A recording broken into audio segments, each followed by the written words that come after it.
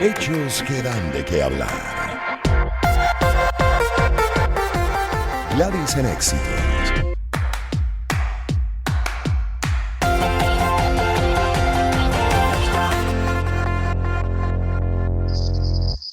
Y vaya que este hecho está dando de qué hablar. Primero, por supuesto, el hecho en sí que ha generado luego ya las reacciones, las protestas e incluso en algunos sectores disturbios y saqueos. Rabia e indignación en Estados Unidos y en el mundo por la muerte de George Floyd. Leo de la BBC, decenas de ciudades a lo largo y ancho de Estados Unidos vivieron un fin de semana de protestas, saqueos y toques de queda. Por sexto día consecutivo, este domingo, miles de personas volvieron a salir a las calles para manifestarse por la muerte de George Floyd, un afroestadounidense de 46 años bajo custodia policial el lunes pasado.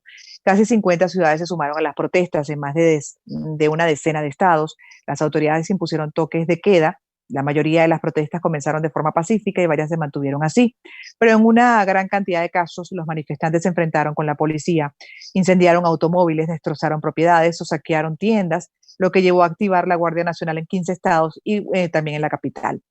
El presidente Donald Trump, que afronta los desórdenes civiles más importantes de su mandato, mientras el país se ve duramente afectado por la pandemia de COVID-19, prometió frenar la violencia colectiva y denunció a los que considera ya extremistas, de hecho, como un grupo terrorista dijo que los iba a declarar a los extremistas de izquierda radicales, en particular al movimiento antifascista, al cual incluirá, como decía antes, en la lista de organizaciones terroristas, según anunció. El caso particular de George Floyd, hay que repasar. Los hechos comenzaron el 25 de mayo, poco después de las 20 horas local, cuando un empleado de Cop Foods, una tienda de abarrotes en Minneapolis, reportó a la policía un billete falso de $20. El empleado creyó que el billete que George Floyd había utilizado para comprar un paquete de cigarrillos era falsificado. Floyd vivía en Minneapolis desde hace varios años, tras mudarse desde Houston, su ciudad natal, en Texas. Lo conocían como alguien amistoso, agradable, que nunca causaba problemas, según le dijo a la cadena NBC el dueño de la tienda. Y al reportar el billete sospechoso, su empleado, un adolescente, siguió el protocolo establecido. En la llamada realizada al 911, el número de los servicios de emergencia, el empleado le dijo al operador que había exigido que se le regresaran los cigarrillos, pero que Floyd no quería hacerlo, según se lee en una transcripción de la llamada publicada por las autoridades. El empleado dijo que el hombre parecía borracho y que no estaba en control de sí mismo, según señala la transcripción. Poco después de la llamada, aproximadamente a las 28 minutos de la hora local, dos agentes de policía llegaron al lugar. Floyd estaba sentado con otras dos personas en un auto estacionado a la vuelta de la esquina. Después de acercarse al auto, uno de los agentes, Thomas Lane, sacó su arma y le ordenó a Floyd que mostrara las manos. Posteriormente señalan que Floyd se resistió activamente a que lo esposaran, pero una vez esposado, Floyd se mostró conforme mientras Lane le explicaba que estaba siendo arrestado por utilizar moneda falsificada.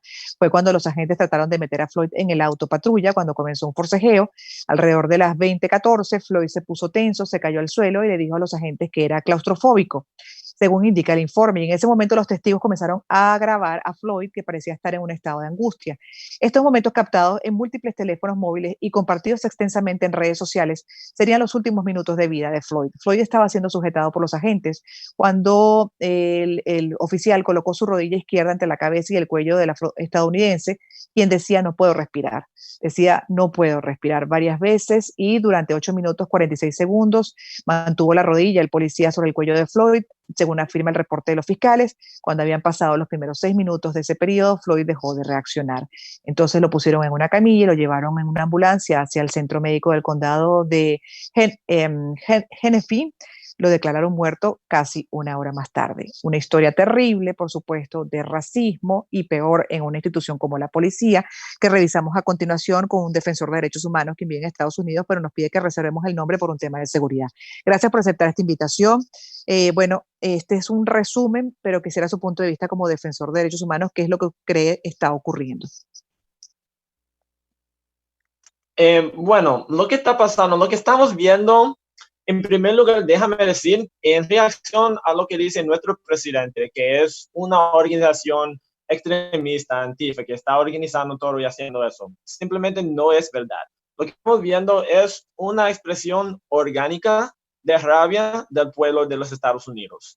Estamos viendo una rabia que tiene 400 años acumulando a través de los procesos de esclavitud, genocidio, Jim Crow, segregación, y hasta hoy, en este año en que nosotros nos encontramos, estamos viviendo la misma desigualdad.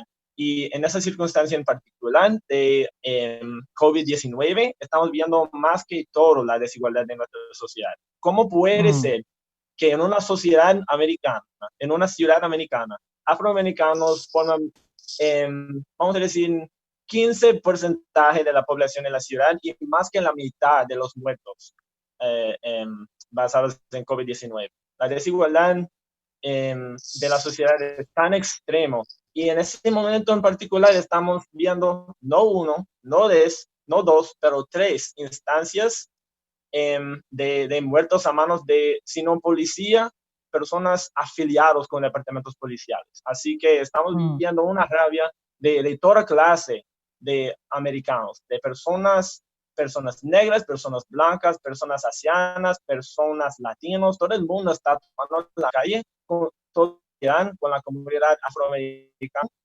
y personas de color generalmente. A ver, pero quiero entender también el tema del racismo que permanece en Estados Unidos y que ha sido ampliamente denunciado también. Este es un hecho que se suma a otras historias, pero particularmente ¿dónde se coloca más el resaltador? ¿En los cuerpos policiales o en general la población sigue manifestando pues esa intolerancia hacia razas como puede ser la afrodescendiente? Entonces, déjame clarificar, ¿quieres saber ejemplos de cómo sucede? No, si digamos el resaltador se coloca en las instituciones policiales que siguen evidenciando ese racismo, esa intolerancia y un procedimiento indebido, incluso hasta originar la muerte, por ejemplo, en este caso de George Floyd, pero ¿es particularmente ahí donde se siente más el racismo o en general en la sociedad estadounidense?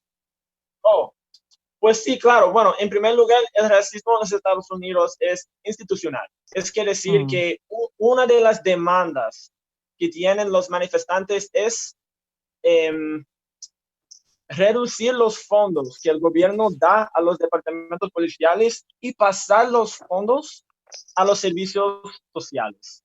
Así que necesitamos igualdad de educación, necesitamos igualdad en cuanto al seguro médico, necesitamos igualdad en cuanto a la vivienda y los hogares. Por ejemplo, yo vivo aquí en el sur del Bronx y tenemos una crisis de vivienda. Es lo más duro crisis en el país entero, yo creo.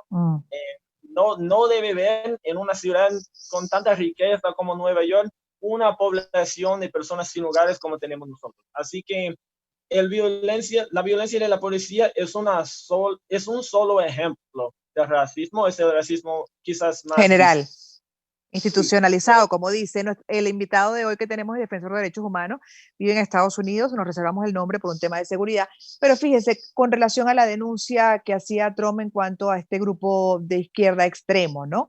Que incluso está considerando ya contemplarlo como terrorista. Sí hay evidencias, o por lo menos hemos visto en algunos videos, evidencia de que supuestamente habría financiamiento de algunos hechos violentos, de disturbios, que estarían tratando, como siempre se dice, de pescar en río revuelto. ¿Usted qué piensa con relación a esas denuncias? Porque además vemos a manifestantes que estarían incluso asociados con otros movimientos del mundo y que están en esas protestas y además con una conducta un poco más agresiva o violenta. Sí.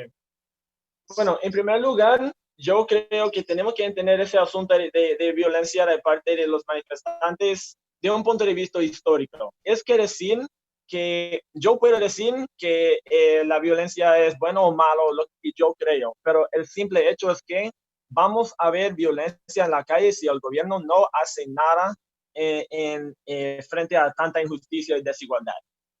Va a suceder la violencia, porque en una sociedad que tiene tanta injusticia y desigualdad, no podemos quedarnos en paz. Así que en cuanto al asunto de grupos extremos y Antifa y cosas así, yo creo que definitivamente hay personas anarquistas, militantes en las manifestaciones, seguro, no hay duda. Pero también yo creo 100% que hay policiales encubiertos presentes también, provocando. Ahora, de cuántas personas son en los dos lados, yo no lo puedo decir.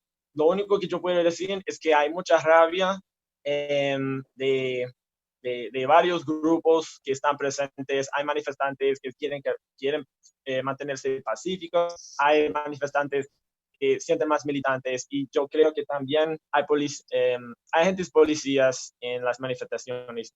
Claro, Nadie usted puede decir quién es quién. sí, no hay manera de asegurar todavía, pero sí hay hechos que evidenciarían que definitivamente hay algunos que están tratando, ¿no? De incidir en estas manifestaciones espontáneas por derechos humanos y en contra del racismo, como dice usted, instalado en Estados Unidos. Pero al final, y para una respuesta muy breve, le pregunto, ¿le podría costar esto la presidencia a Trump? Repito la pregunta. Si le podría costar a Trump la presidencia este año electoral. Bueno, es muy difícil decir eso porque su estrategia política es el racismo.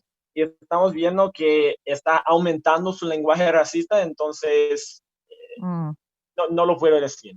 Porque eso Claro, es habrá que esperar. y ya le ganó la elección primera vez, yo no puedo decir lo que va a pasar esta vez. Así es, cualquier cosa puede ocurrir, exactamente. Gracias por haber aceptado esta invitación y compartido su punto de vista como defensor de derechos humanos. Vive en Estados Unidos, hablando de este tema en particular del racismo en Estados Unidos y a propósito del asesinato, porque algunos hablan de la muerte, pero literalmente es el asesinato de George Floyd, un afroestadounidense a manos de la policía de Minneapolis.